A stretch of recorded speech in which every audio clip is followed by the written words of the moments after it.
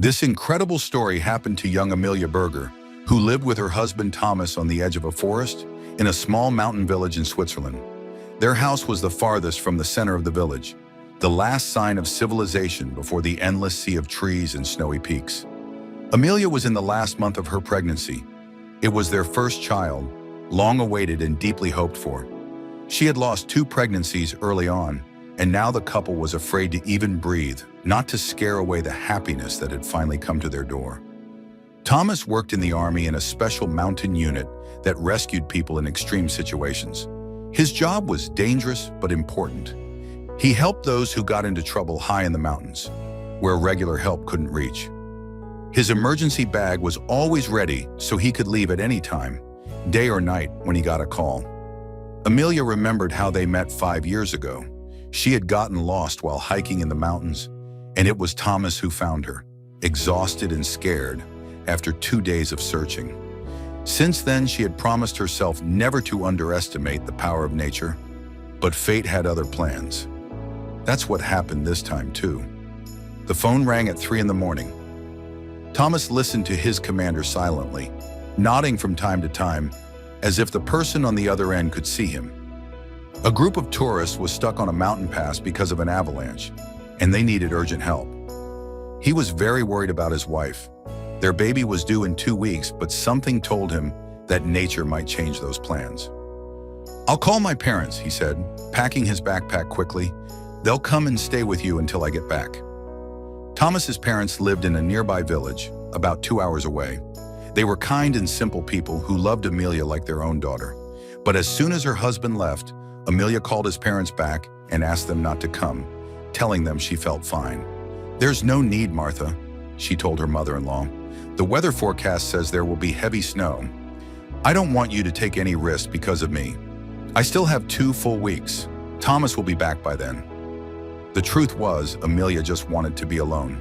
She loved her husband's parents, but right now she needed time to think and get ready for the baby's arrival. Also, she felt a strange worry she didn't want to share with anyone. And the next day, just like the weather report said, a snowstorm hit, covering everything in a thick white blanket. The strong wind pulled several trees out by the roots and damaged the cell tower, cutting off all the village's communication with the outside world. By evening, Amelia suddenly felt the first contractions. At first, they were light and not too painful. She even thought they were just practice contractions. But then they became stronger and more regular. With horror, she realized that the baby had decided to come early. And right now, while she was alone and a storm was raging outside, Amelia tried to calm herself. She had a backup plan. In the next village, there was a medical assistant, Mr. Jenkins, who could help deliver babies in emergencies. He didn't live too far away.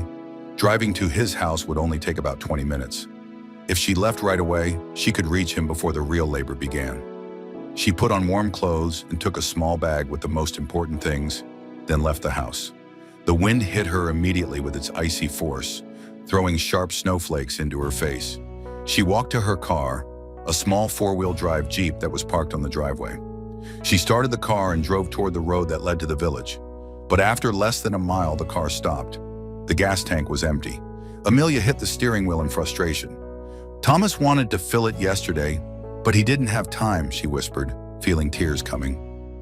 There was nothing else she could do.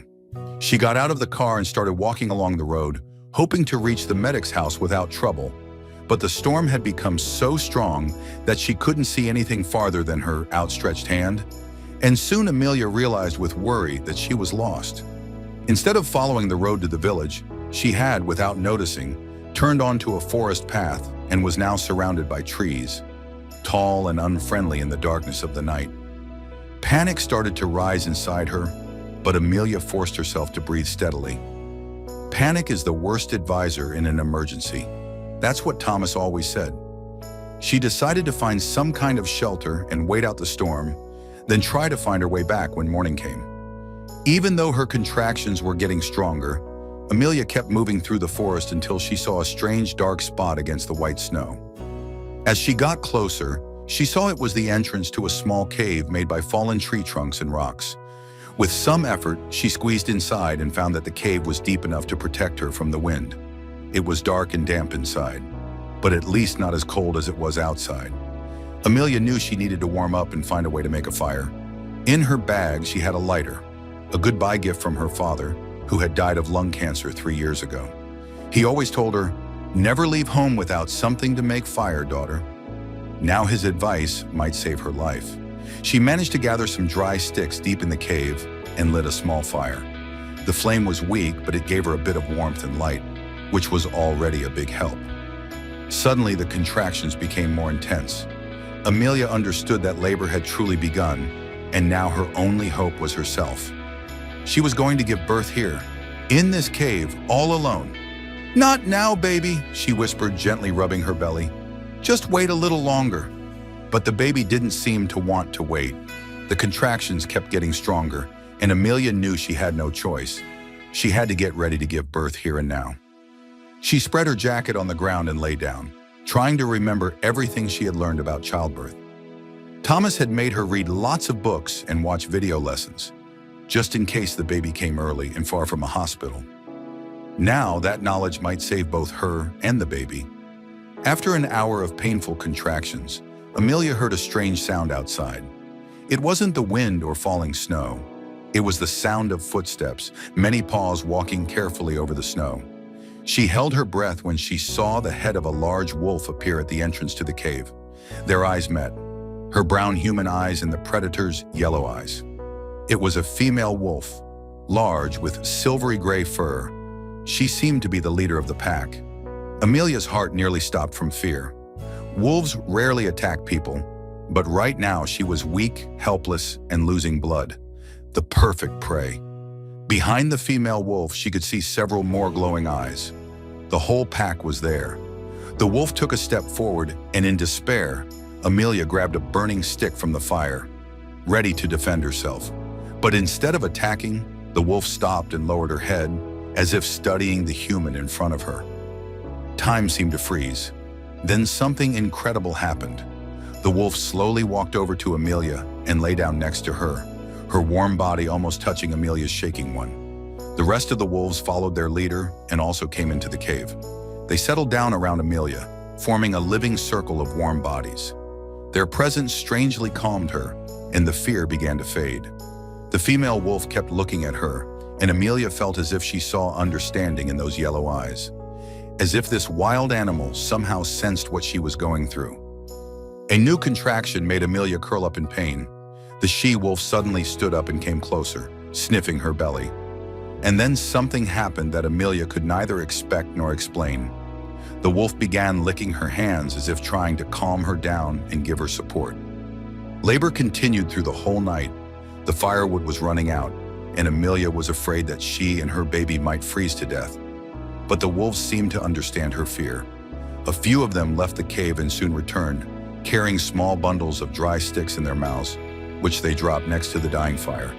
With great effort, Amelia added the sticks to the fire, and the flames rose again, filling the cave with warmth and light. As dawn approached, the contractions became almost constant. Amelia felt that the baby was about to be born.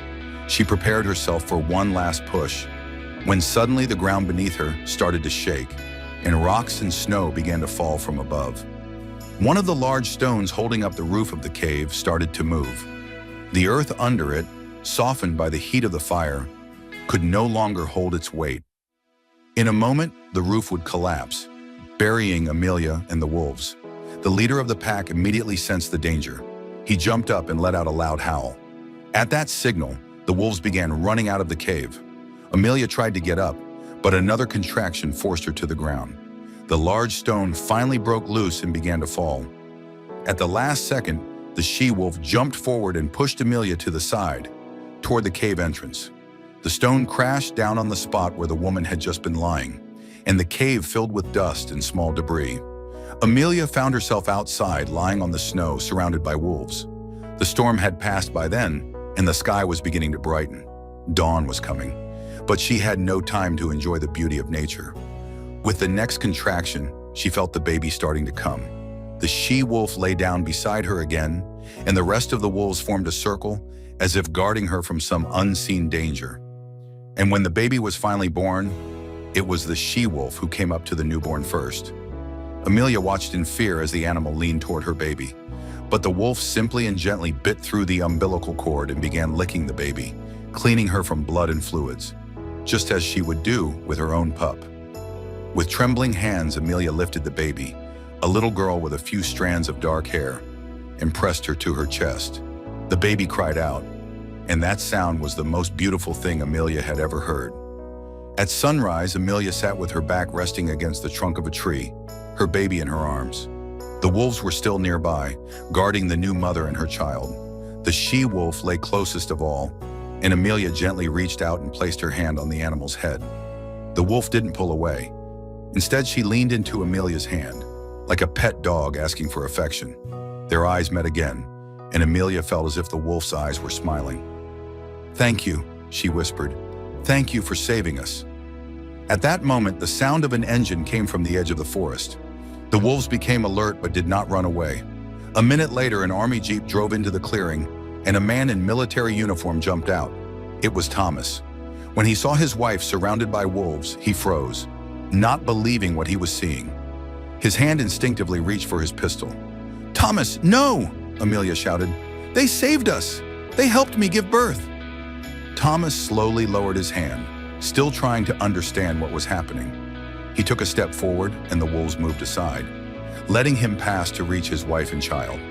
He knelt beside Amelia and looked with awe at his newborn daughter. "She's beautiful," he whispered, then looked up at the she-wolf who was still lying close to Amelia. "And you protected them?" The she-wolf didn't move, calmly holding the man's gaze. There was no fear or threat in her eyes, only quiet confidence. Suddenly, another animal came out of the forest, a huge, hungry bear, likely awakened too early from hibernation by the collapse in the cave. It rose onto its hind legs, clearly attracted by the smell of blood. Thomas reached for his gun, but he didn't have time to draw it. The she-wolf jumped at the bear instantly, and the entire pack followed her. A brutal fight began. Fur flew in all directions, and the air filled with growls and howls. The bear was strong, but he stood no chance against the whole pack. Wounded and frightened, he finally gave up and disappeared into the forest. But the victory came at a high cost. The she-wolf was badly injured. Blood colored the snow around her bright red. Thomas carefully handed Amelia and the baby over to the paramedics from his unit, who had just arrived. Then he walked over to the wounded wolf. The other wolves watched him closely but didn't attack, as if they understood that this man meant no harm to the leader of their pack. Thomas took off his jacket and gently wrapped the she-wolf in it. She didn't resist. Maybe she was too weak, or maybe she somehow trusted him. "I know a great vet," he told Amelia. "We can help her." As they left the clearing, Amelia and the baby in one ambulance, Thomas and the wolf in another, the rest of the wolves stood at the edge of the forest, watching them go. Their eyes glowed in the morning light like small golden coins. A year passed. Amelia sat on the porch of their new house on the edge of town, watching her daughter Luna play on the lawn. Lying next to the child was the silver-gray she-wolf, carefully watching the little girl's every move. After what happened in the forest, they couldn't return the wolf to the wild. Her injury was too serious, and even after she healed, she remained lame. Besides, the pack had gone far into the mountains without her, and there was no way to find them. So the wolf stayed with them, no longer fully wild, but not exactly a pet either. She never showed aggression toward people, and lovingly guarded little Luna as if she were her own pup. Sometimes at night, she would leave and disappear into the forest for a few days, but she always came back to the girl she had helped bring into the world on that terrifying snowy night. When the local villagers heard the story, they didn't believe it at first. But over time, the unusual bond between the woman, the baby, and the wild animal became known far beyond their village, drawing the attention of curious travelers. Amelia often thought about that night and the strange connection that had formed between her and the wild creature. Two mothers, one human, the other a beast, had found a common language without words, understanding each other on a level beyond normal comprehension. Sometimes when Luna was asleep and the she-wolf lay beside her crib, Amelia would sit next to her and gently stroke the silver fur. And she felt that in the animal's yellow eyes she could see understanding and wisdom that humans didn't have. Maybe we're not so different from the wild beings that live in this world, she thought. Inside each of us lives an ancient instinct, as old as the earth itself, to protect our children at any cost. And it was that instinct that created the incredible bond between the woman and the she-wolf on that cold winter night when little Luna was born. And sometimes during the full moon, the she-wolf would go out into the yard, lift her head to the sky, and let out a long, sad howl. And far away, deep in the forest, other wolves would answer, her old pack, who remembered their leader and missed her. And Amelia knew that one day when Luna was older and the wolf felt her mission was complete, she would return to her kind. But until that day came, she would stay close, guarding the little girl with dark hair and bright eyes who had come into the world on a snowy night, protected by a wolf pack.